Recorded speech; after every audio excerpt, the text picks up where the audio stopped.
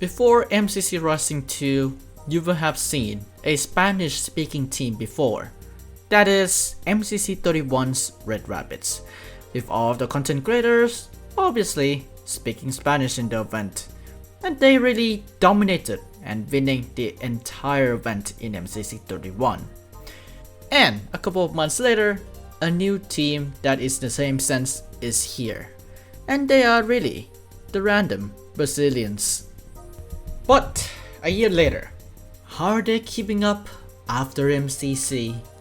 And the ultimate question, where are they now? Let's start from the top.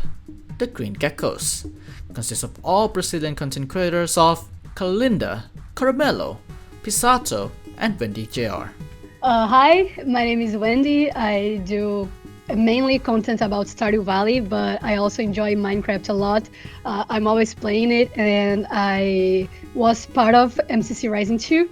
And you may have seen them before in the same Brazilian space. Kalinda with her QSMP content, Pisato with her art content, Caramelo with her music and QSMP fan content, and Wendy with her Stardew Valley content. With all of them in one team, they applied to MCC Rising 2, and obviously the name of random Brazilians are really much a true fear. And well, let them describe the reaction they got after they got in MCC Rising 2. Me and Catalinda, we were in the VC. And I was not getting really. lunch. Not really. I was getting lunch, and then Kalo just called me. Okay, you have to go to Discord. And I was like, alright, I'll go. I got with my lunch, in front of my computer, and then I called her, and she said, we are in MCC Rising. And we just started screaming. And they are on the road, with practice streams from JoJo Solos to so much more, in the good old lead up before the event. And the day of the event, they really go all out, even though they placed 10th in that event. But one of the moments in that event was, Wendy winning that meltdown round. It was actually shocking because Meltdown was a game we weren't expecting to play, so we didn't really practice for it. And then I just got in the middle and Carolina killed the other person who was with me. And then I was just like collecting gold, and then everyone suddenly died. And I was like, wait, did I win? It was crazy, but it felt really good. And I think I have to do a really good shout out to Carolina because I think she was the one who killed 2 players who were around me. So probably I was able to win that round because of her. And it was really, really nice. After the event, everyone went back to their good old origins as per usual, and has risen since the event more and more. And to start off, a couple weeks after the event, the final episode of Request Predators was live streamed. And after that comes the good old RL reunion stream of the series. How do you feel about the series in general, overall? I feel really, really good because I don't know if anyone outside of Brazil knows Ordem Paranormal from Selbit. It was mainly known because he went into the QSMP, right? So a lot of people outside of Brazil also had the opportunity to meet Selbit RPG as well. And it was really based on his RPG series. So I was really happy to do something well produced with my friends, and we had this animatic at the end as well of the main boss. So it was really, really nice. All the party had lots of fun. In the end, everyone ended up dying, but it was like a sacrifice for what they were searching for. So it was a really good ending, and I think everyone really enjoyed it. And it's really good. It was my first RPG that I was the DM, so it was really, really, really nice. And people who watched it also enjoyed. So yeah. She would also have her subs plant 1 million potatoes as well. Hey, that's a good nod to Techno right there. Kalinda, on the other hand, was on and off after this event, with some quick streams and there, including her QSMP related fan content still ongoing, was still ongoing, and many more gaming videos in her pocket. However, she would pop in and out a couple of times during her time in the content creation space. Caramello would also continue her art and musical journey under Raffamello, as well as winning a kudos medal from a mathematics Olympics competition. Pretty impressive indeed. She would also reach 400,000 subs on YouTube, and she also attended Brazil Game Show 2023 convention, with meeting some cool people in there as well. And for Pisato, well, she is back to her grind at school, as well as doing some variety content alongside in there, although not as much as before, presumably because of, well, studies of course. But yeah, she has also opened some emergency commissions early in the year as well, to help with Rio's devastating fight in Red April. Pretty nice indeed. So with all of that comes something that happened at the beginning of 2024. And it is the launch of the Arctic Games, an MCC-like tournament with content creators from the Brazilian community as well as invited guests. The first event happened in 27th of January, with Wendy participating in Tamandua's team with iSimp, Code Alpha, Ayusita, and herself. As well as that, Carmelo is also in the event in the Cashomelos with Yukrito, Mamout170, Mooncase, and herself. And for the first event, they have a grand prize, and that grand prize is a total of 2,000 Brazilian reais. Unfortunately though, both teams didn't win the event, but one of the eye-popping performances was, well, Wendy getting 6th individually. The second event also happened with revamped graphics and some surprises with an all-foreign team of Jojo, Shadun, iSimp, and iFlex Vega, as well as more cash prizes than ever with a 10,000 Brazilian reais prize pool. Wendy also participated in this event as well, in the Macarados, this time with Mooncase, Rider Noob, and Unmuffin HD. She also continued her domination as well with 4th place individually in the event. Are you proud of that? Like from that performance compared to like in MCC Rising in general? On this event, the Arctic Games, I had the opportunity to practice a little bit more with the team than I had on MCC now because it was a shorter time on MCC. So we could, and I also teamed up with Simp, which it's it is his nick. He was a really good PvP player, and he's also not Brazilian. He was the only non-Brazilian player on the first edition. So our team was speaking English as well, but he was a really good player, and he trained us to the event.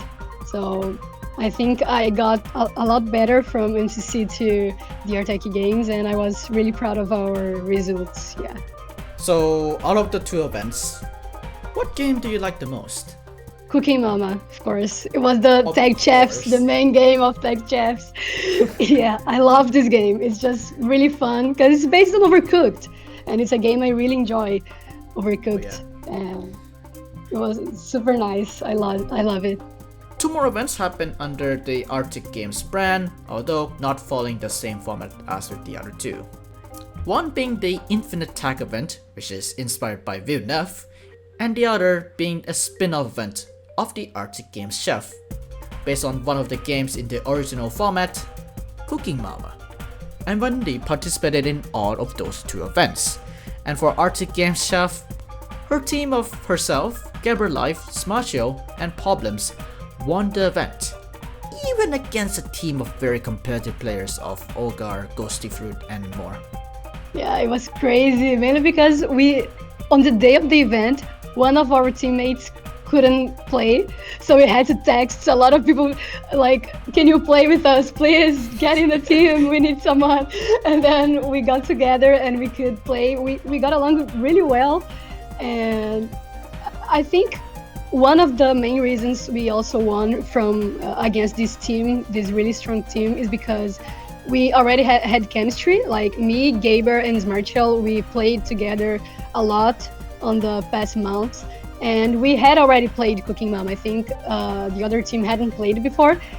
And even in the end, they started getting the rhythm of the game. They almost passed us in the last round, but we could keep the first place. But it was wild. We were really scared on the last round because they were getting really close to us. Oh yeah. But really, we did well. I'm really proud of that event. The Arctic Games really has a potential on the competitive Minecraft scene in Brazil, but what comes after? Who knows? What do you see in the future of the Arctic Games? I'm really excited for what's about to come next. I mean, I don't know if they're planning something today or not. We don't have a lot of news right now of the event, but I think they're searching for sponsorships for the event because we had prize pools on the first and the second one. So I think they're going to see what they can do to improve the event as well. Because I think on the second edition we had some technical problems on the last mini game. So I think they're testing, they're doing stuff so the next events can be perfect as they wanted it to be. But I'm really excited for it because on the last events they were able to call really nice people, you know, like Jojo Solos participated. Yeah, we had lots of cool content creators as well. So I think it's an event which has a really good potential to be like reference, you know. So what now? Well, for Kalinda, she is still doing some content in there in a variety sense, including reaction videos as well as a good old trailer for her Twitch channel that was rebranded to look like something brat something. Yeah. Carmelo would, as mentioned, continued her artistic journey and has also continued her ongoing TikTok journey as well, including even more art and even more music that you would need. Pisato, on the other hand, is quite missing out in action when it comes to the content side of things. But she has a new profile picture earlier in June. So maybe if the grind is done, well, we have to see how it goes for her. And for Wendy, she's still on the grind of her Stardew Valley content as her main content, from challenges, speedrunning, to more. So how have you been keeping up with the game itself? I mean, I play it a lot. Like, I started playing it for, I think, 2 years ago. I started playing Stardew Valley, and I already have like 1,000 hours plus of gameplay because it's a really addicting game, and I got into the speedrun community as well, so I practice a lot. So, and recently we had the 1.6 update, and that was really good because Stardew Valley hadn't have updates in like 4 years, something like that. So it was really huge. The community was brought together again and was really nice. So it was actually pretty exciting as well because a lot of new people got to meet my content and interact with me, interact with the speedrun community as well, which a lot of people don't know the speedrun community, right? Mainly on Stardew Valley because it's a cozy game and everything. So people don't think like, oh my god, we have a speedrun on a cozy game? Yeah, we do. And that was really nice to have this attention again to the game, you know. She has also participated in a Twitch Rivals dedicated to the game, finishing 7th place in her team. She also branched out to other games as well, from Celeste to more in recent streams, but her Stardew Valley content is still her main focus. At the end of the day, this team paves the path for future Brazilian content creators to join MCC, as well as other communities of Minecraft that are not just English speaking. Their participation already proves that anyone can play in MCC. Future MCCs like MCC Twitch Rivals EU also proves that as well. How do you feel about your rise from your application video with your friends on MCC Rising 2 to right now sitting here interviewed almost a year later? Yeah, it's crazy. And it's also, I feel really grateful for that because it's really a dream, you know. When I got out of school, it was like 2022, I got out of school. I was like, yeah, I have to do something that I love because school was like something that I hated. And I was like, bro, if I go to college and I have to spend more 4 years of my life doing this, I'll freak out. So I have to make this work, you know. And then I started the channel and gave everything of me to make it work. And seeing it grow like it did, it's really grateful. And I feel really, really glad that people enjoy the content and people are still watching my content and still keeping up with what I do. But what's the story for MCC after this? And what's the future story and achievements of the random Brazilians? We will have to see in the future. If any of the people who are in MCC Rising 3 and are watching the video right now, do you have any advices for them? I think the main advice is to have fun because it's a one lifetime opportunity, really, because who applied once can't play again, you know, so I can't apply again to MCC Rising 3. So it really is a one lifetime opportunity. So I think you have to really have fun and enjoy this week of preparation because you get to know a lot of nice people, a lot of nice content creators who got to interact with you. So I think my main advice is to have fun and to enjoy this time with all of these nice people. Thank you so much for watching this episode of Where Are They Now for Rising 2. This is the second one. I know it is pretty late. It is typically scheduled to be on Tuesday, but then it is Friday or maybe Saturday. I do not know my upload schedule, but it is what it is. Wall Hunters is addicting, and I got plenty more interviews to come as well. So yeah, expect the frequency of this series to be heightened up as well as other things in the next couple of days. Because, well, we have to go through like most of the teams anyway. So yeah, that is all for me. And yeah, expect surprises, expect more interviews from here. And this is the first one with the interview. Thank you, Wendy, so much for helping out with this good old video. But yeah, until then though, I'll see you next time in good old Where Are They Now, as well as many more platforms, obviously. Yeah, keep on watching Duechayapol. I'll see you guys.